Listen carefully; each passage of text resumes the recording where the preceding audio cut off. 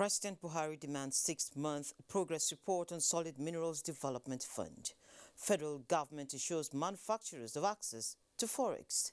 How will financing the 2021 to 2025 National Development Plan make the difference, and what should our individual plans look like in 2022? Well, that will be our focus on the program this morning, and of course, it is Business Express reaching you from Abuja, Nigeria's capital. I am Leah Katun Babatunde, your guide.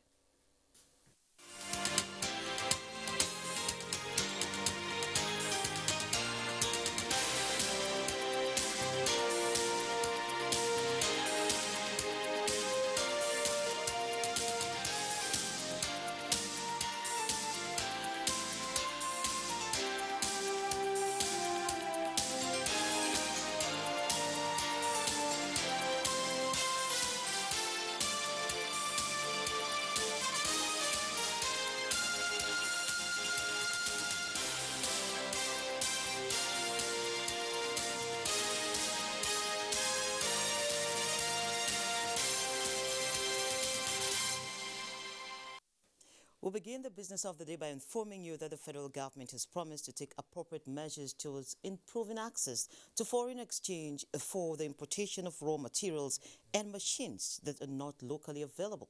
President Muhammadu Buhari, who gave the assurance while exchanging views with the leadership of Manufacturers Association of Nigerian Man, said every effort at promoting a viral manufacturing sector in the country will be supported by his administration. Our strategic plan to boost manufacturing activities in the country is on course. We are vigorously pursuing reforms on ease of doing business and currently putting in place necessary policy measures and incentives that will guarantee full recovery from the consequences of coronavirus, sustain economic development, and further shield the economy from the potential impact of fluctuations in the price of crude oil in the globe. The Manufacturers Association of Nigeria is full of expectations that government will continue to make manufacturing a centerpiece of its economic agenda. I have no doubt that with your kind support, we shall continue to accelerate the building of a resilient manufacturing sector in Nigeria in the best interest of our economy and our people. Last week, Wednesday, a new National Development Plan 2021 to 2025 was formally launched and presented to the public. The plan replaces the Economic Recovery and Growth Plan ERGP 2017 to 2020, which assisted Nigeria to exit recession in 2017 and sustain modest growth in the economy until the global financial meltdown occasioned by COVID-19. Successive governments since independence have come up with numerous development plans, policies, and programs in pursuit of increased material welfare and well-being for the citizens. The first National Development Plan, 1962 to 1968, was designed to put the economy on the path of accelerated growth by prioritizing agriculture and industrial development, as well as training of high-level and intermediate manpower. The second National Development Plan was between 1970 and 1974. The third National Development Plan spanned the period 1975 to 1980, and the fourth National Development Plan ran between 1981 and 1985. The fifth National Development Plan did not see the light of day and was eventually replaced by the then adopted method of planning, the Perspective Plans, and ran between 1986 and 1990. Nigeria between 1990 and 1998 adopted a 3-year rolling plan and another long-term development plan, Vision 2010, which was the last to be designed by the military. Between 2003 and 2007, an ambitious plan was introduced by the federal government and was known as the National Economic Empowerment and Development Strategy NEEDS. It was replaced by Vision 2020. The Economic Transformation Blueprint was put together in 2009 to put Nigeria among the most developed countries by 2020. By 2016, Nigeria entered her first recession in decades and the government launched another ambitious plan framework for development tagged Economic Recovery and Growth Plan ERGP 2017 to 2020. The new National Development Plan launched by President Muhammadu Buhari replaces the ERGP and seeks to bolster growth with greater support from the private sector. Now we're taking our first stop at the financing, of course, financing the 2021 to 2025 National Development Plan. Will it make any difference? I have joining me the Chief Executive Officer, Moniwise Toyin Elisha. You're welcome to Business Express. Thank you for having me again. Okay, great. And how is the weather treating you? Very well, I'm good. We woke up to some serious harmattan this morning. Yes. Okay, great. So while the year is winding down, just last week, a national development plan, a new one came out. But then, let's just take some step backward. The ERGP, what is your assessment of it? Well, the ERGP had a lot of prospects at the time because it was put together to buffer the impact of the 2016 recession. And it looked like it was going to work, which it did, because Nigeria came out of recession just in the wake of 2017, and it was looking good. But eventually, because for various reasons, low oil production, prices and all of that, the ERP couldn't achieve its set targets, single-digit inflation and all the other targets they had for themselves, particularly when the COVID hit. So, I mean, for various reasons, you can't say that the ERP was able to achieve the targets that they wanted to. Okay, so now the new National Development Plan, where should it take off from in terms of coming from the ERGP? Well, the National Development Plan is a great plan because you see any country that fails to plan is planning to fail. So we keep, and the interesting thing about plans is that they evolve. So when we had the Vision 20, it evolved to the ERGP because there was a need to do something urgently because of changes in the economy. So the same thing with the National Development Plan.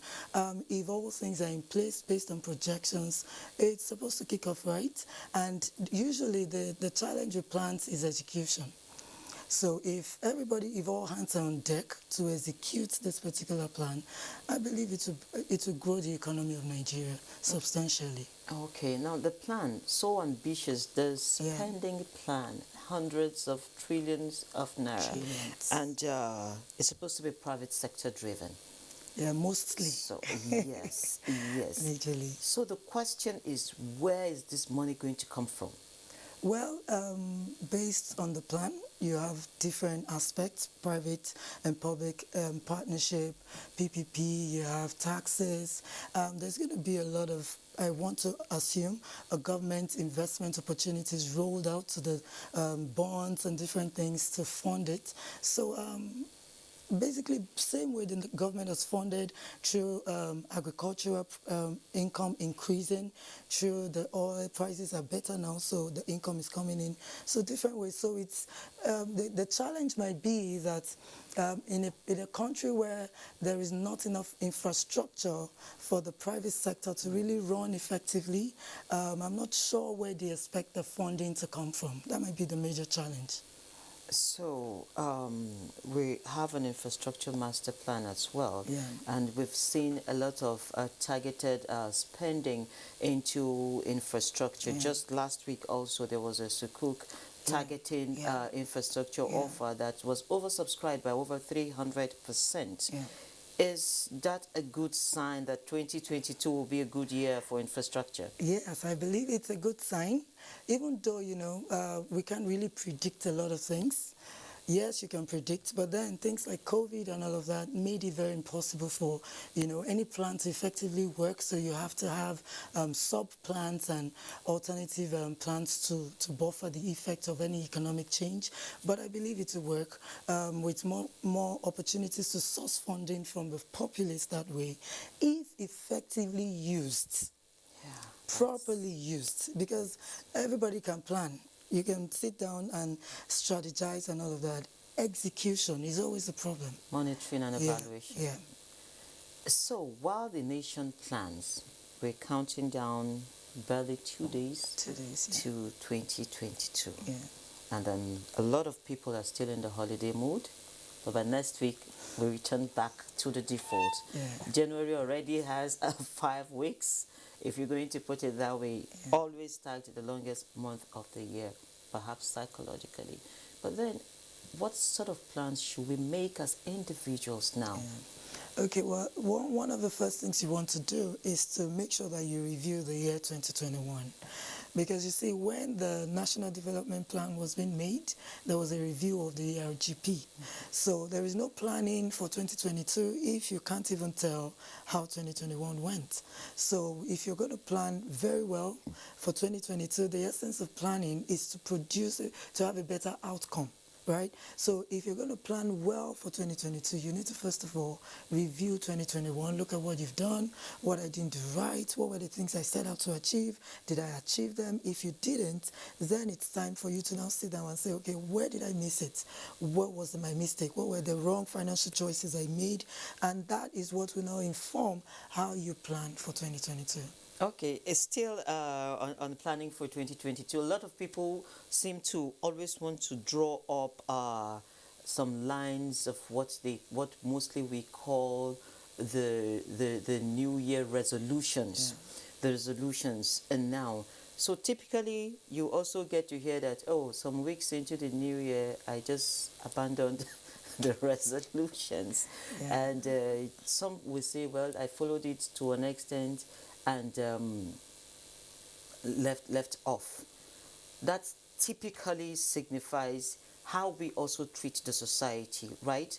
When we plan and we fail to execute. So how will individual plan now affect the nation as a whole? When you say, hey, I want to focus on these, I want to achieve these, I want to put my money on A, B, C, in this chronological order, and then you fail to achieve it, how does that affect the society? Well, generally, it will, because first of all, it affects your immediate family.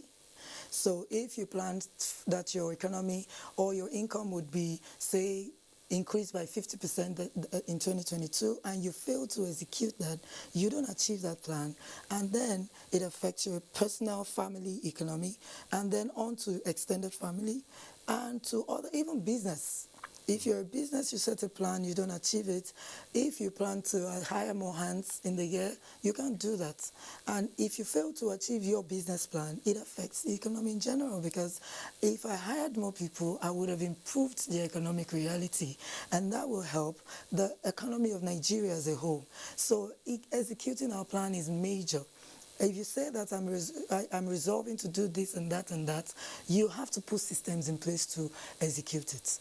It's not going to execute itself. That's usually where the gap is. The system just has to be there for it to come to life. Yes. Okay, then we didn't see COVID coming. Yeah.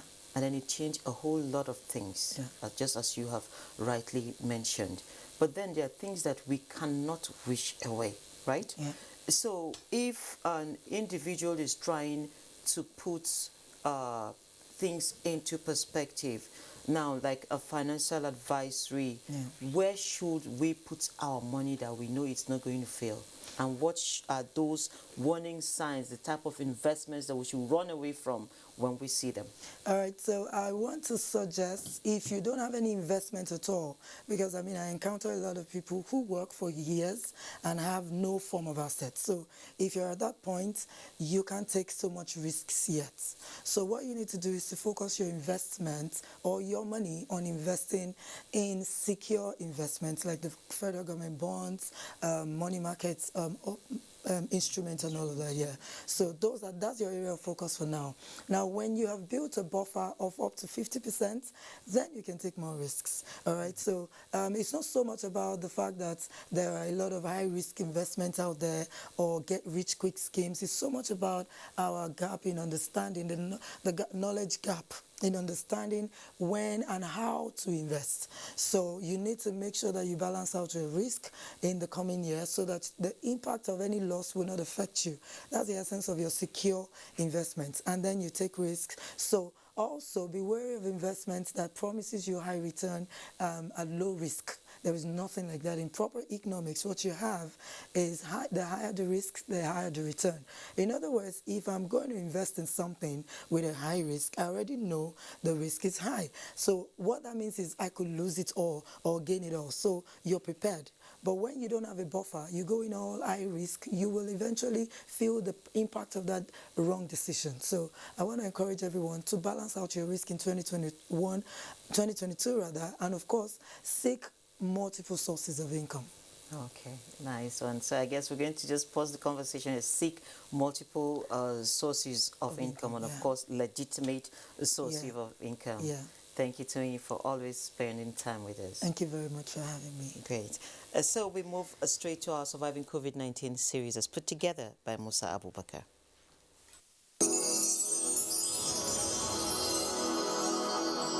Surviving COVID-19 series is brought to you in partnership with the Central Bank of Nigeria. My name is Ogale Rory. I am a fashion designer. I make clothes for both adults and children. I'm mostly girl child. You know, the whole of last year, I used to tell people that 2020 is out of our calendar year. We never had any year called 2020, especially here in Nigeria, because the lockdown really affected so many businesses. A lot of people did not go to work. Some lost their jobs, especially those that are in the private sectors. And those that are in public sectors too were stopped from work. They were working from home. Some offices weren't really working from home. They just left them at home like that. I didn't get any. I applied. I didn't get any. You applied for which? They said COVID-19 intervention for women. I didn't get. They said there was one support, whatever that they said they were going to give to women. I applied. Then there was this COVID-19 for household. I applied. I didn't get. Elevated part of the suffering.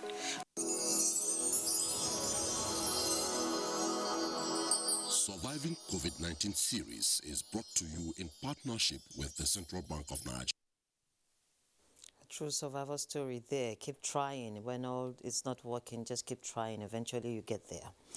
The steering committee of the Presidential Artisanal Gold Mining Development Initiative has been directed to develop innovative ways towards ensuring that the Nigerian mining story goes beyond artisanal and small scale to the next level. President Muhammadu Buhari, who gave the directive to an audience with the committee, said gold mining must deliver tremendous fiscal and economic benefits to the nation.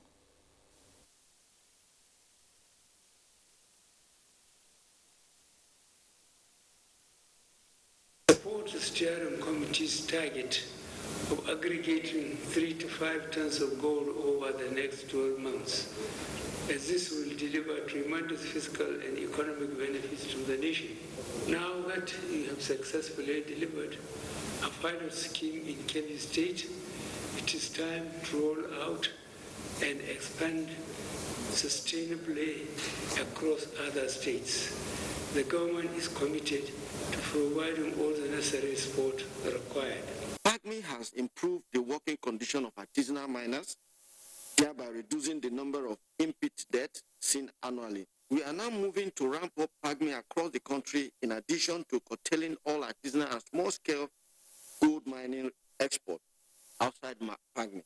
A couple of months ago, we paid a cooperative over 20 million naira for gold produced under PAGMI. They've never ever earned that type of money. For security purposes, we have linked each miner with their BVN and NIN number, so they're identifiable. We know everyone that is working with us, and they all know each other, so that we don't have people crossing the border to come and join a program that is for Nigerians and is security sensitive. And from PAGMI, we move to the international gold market, where prices ease from 1 month's peak.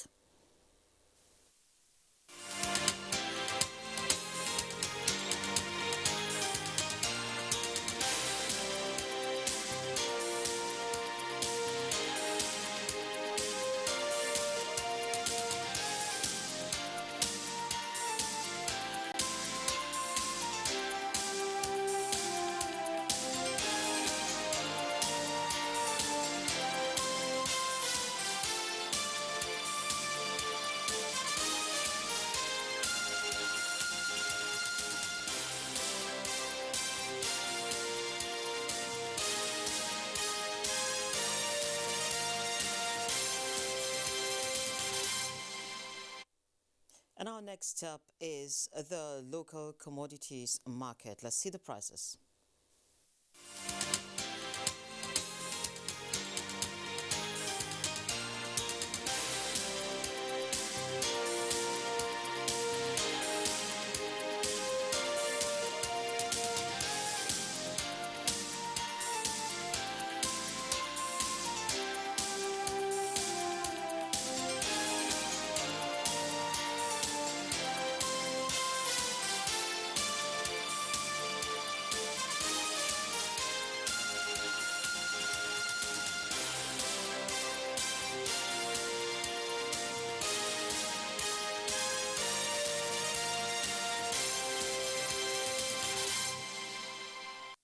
As the Central Bank of Nigeria continues to upscale its economic interventions in key areas of the nation's economy, this year has seen more initiatives introduced to hasten recovery. Musa Abubakar examines some of these interventions. The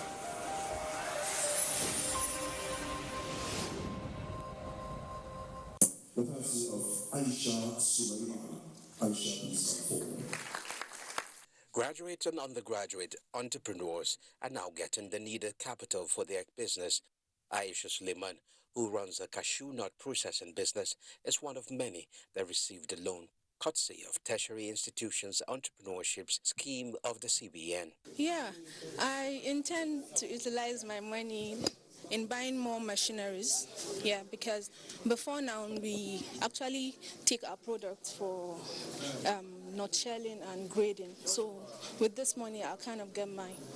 Graduate and undergraduate could get as much as 5 to 25 million naira loan.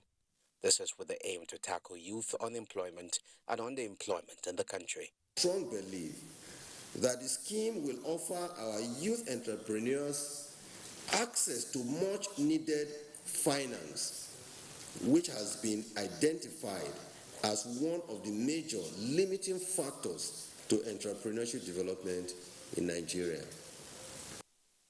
Data shows that the CBN had disbursed over 2 trillion naira in loans to households, to MSMEs, to smallholder farmers, to pharmaceuticals and health institutions in a bid to grow the economy. E-Naira is another intervention of the Central Bank of Nigeria, launched to facilitate digital payment platform and promote financial inclusion. Commodity exchange, you're talking about e-Naira, or you're even talking about funding for the creative industry. These are all projects that impact directly on our mandate of delivering price, monetary stability, creating employment for our people, making sure that we create jobs for our people here in Nigeria. The Anchor Borrowers in wheat production was also launched by the CBN to save 1.3 trillion naira import bill and boost local production alongside rice, cotton and maize value chains. Now the CBN has proved beyond reasonable doubt that we can grow wheat in Nigeria, reduce the import bill, or come even at a time Nigeria will start exporting wheat outside the country. This strategy seeks to reduce wheat importation by 60% in 2 years and eliminate wheat importation over the long term. With about 37 intervention programs, the CBN shows no sign of slowing down, most especially now that the impact is felt by people like Aisha Suleiman, who have access to capital to grow her business and employ other people. Nigerian stocks resumed in the red region after the Christmas holidays as profit-taking characterized trade this Wednesday that saw the all-share index decline by 1.08%. Shares in Asia were mixed in Thursday morning trade. Details with Bosti Abel. Stocks in Asia Pacific were mostly higher in Thursday trade after gains overnight on Wall Street led to a record close for both the S&P 500 and Dow Jones Industrial Average. Hong Kong's Hang Seng Index advanced 0.29%. Mainland Chinese stocks were also higher, with the Shanghai Composite up 0.65%, while the Nikkei 225 in Japan fell 0.40%.